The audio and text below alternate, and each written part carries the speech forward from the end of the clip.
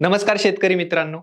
आधुनिक शेतीमध्ये पिकाचं उत्पादन वाढवण्यासाठी खताचं व्यवस्थापन हा अत्यंत महत्त्वाचा भाग झाला आहे. आपण अनेकदा शेतामध्ये विविध खतं वापरतो, पण कोणत्या वेळी कोणतं खत द्यायचं याची अचूक माहिती नसल्यामुळे हवा तसा रिझल्ट आपल्याला मिळत नाही. आजच्या या व्हिडिओमध्ये आपण अशाच एका अत्यंत प्रभावी खताबद्दल जाणून घेणार आहोत, ज्याला आपण 05234 किंवा मोनो पोटॅशियम फॉस्फेट या नावाने ओळखतो. हे खत नक्की काय आहे, पिकाच्या कोणत्या अवस्थेत ते वापरायचे, त्याचे फायदे काय आणि ते वापरताना नेमकं कोणती काळजी घ्यायची, या सर्व प्रश्नांची उत्तरं ह्या व्हिडिओमध्ये आपण सविस्तरपणे जाणून घेणार आहोत. त्यामुळे व्हिडिओ शेवटपर्यंत नक्की बघा, कारण अर्धवट माहिती फायद्याऐवजी नुकसान ठरू शकते. तर चला मग सुरुवातीलाच हे खत काय आहे ते समजून घेऊया. 05234 हे एक पाण्यात संपूर्णपणे विरघळणारे आणि स्फटिकमय स्वरूपातील खत आहे. याच्या नावातील आकड्यांचा अर्थ असा होतो, यामध्ये नत्र अजिबात नसते, जे पिकांच्या शाखीय वाढीला मर्यादित ठेवण्यास मदत करते. स्फुरद 52% हे प्रमाण खूप जास्त आहे, जे मुळांच्या वाढीसाठी आणि फुलधारणेसाठी आवश्यक असते. पालाश 34% हे फळांची वाढ आणि पिकांमध्ये रोगप्रतिकारक शक्ती वाढवण्यासाठी मदत करते. हे खत टेक्निकल ग्रेडचे असते, ज्यामुळे हे ठिबक सिंचनासाठी अत्यंत सुरक्षित मानलं जातं. शेतकरी मित्रांनो, हे खत पिकांवर नेमकं कसं कार्य करतं? यातील 52% स्फुरद पेशींची निर्मिती आणि विभाजन प्रक्रियेला चालना देतो. त्यामुळे मुळांची वाढ जोमदार होते आणि झाडांची अन्नद्रव्य आणि पाणी शोषण्याची क्षमता वाढते. यातील 34% पालाश हे झाडातील अन्नद्रव्यांचा वाहक म्हणून कार्य करतो. पानांमध्ये प्रकाश संश्लेषणापासून तयार झालेला शर्करा आणि कर्बोदके फळांपर्यंत पोहोचवण्यास तो मदत करत असतो. त्यामुळे फळांचा आकार, रंग, चकाकी आणि साठवण क्षमता सुधारण्यास मदत होते.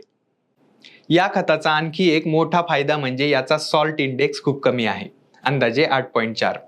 याचा अर्थ असा की हे खत जास्त प्रमाणात वापरले तरी झाडांची मुळे किंवा पाने करपण्याची भीती नसते.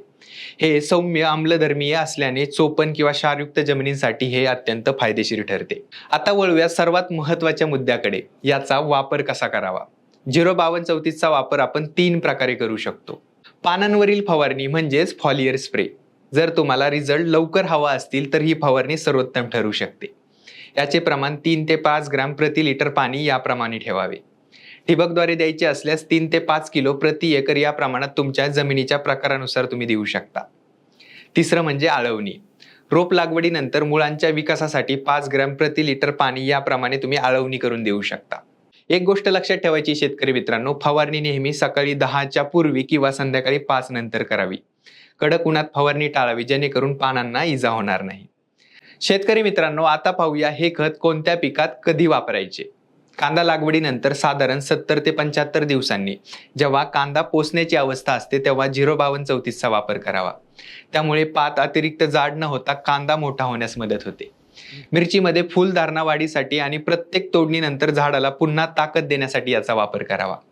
फळपिकं जसं द्राक्षे, डाळिंब, आंबा यामध्ये फुलोरा येण्यापूर्वी आणि फळ काढणीच्या 30 दिवस आधी याचा वापर केल्यास फळांना आकर्षक रंग आणि गोडवा येतो.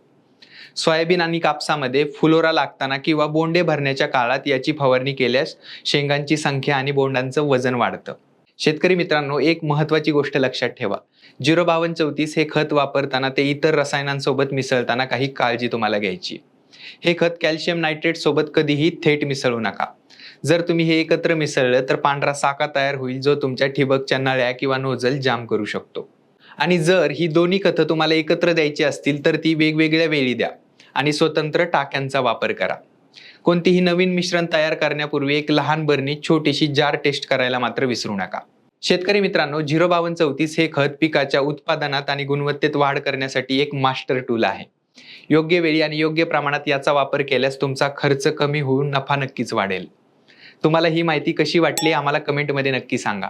आणि व्हिडिओ आवडला असेल तर लाईक करा आणि आपल्या इतर शेतकरी मित्रांसोबत शेअर करायला मात्र विसरू नका.